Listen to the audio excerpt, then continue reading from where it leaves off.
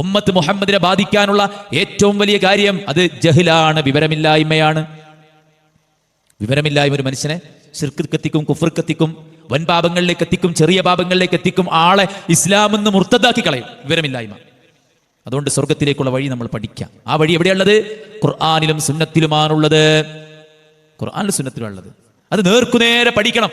ഒരാൾക്കത് മാറ്റം വരുത്താൻ പറ്റൂല, ദുർവ്യാഖ്യാനിക്കാൻ പറ്റൂല.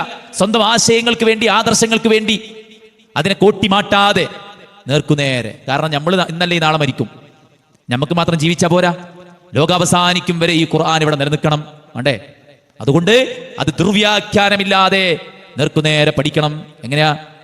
ഖുർആന്റെ ആയത്തോണ്ട് വ്യാഖ്യാനിക്കാം. എനിക്ക് തോന്നുന്നത് എന്നല്ല, ഖുർആന്റെ ആയത്തോണ്ട് വ്യാഖ്യാനിക്കാം. ഖുർആനിനെ പ്രവാചകന്റെ ഹദീസ് കൊണ്ട് വ്യാഖ്യാനിക്കുക. അല്ലാഹുവിലേക്ക് നിങ്ങൾ വസീല തേടണം. ആയത്താണ്. ആര് ഓതി? നബി ഓതി. ആര് കേട്ടു? സഹാബത്ത് കേട്ടു. എന്നിട്ട് അവർ എന്ത് ചെയ്തു?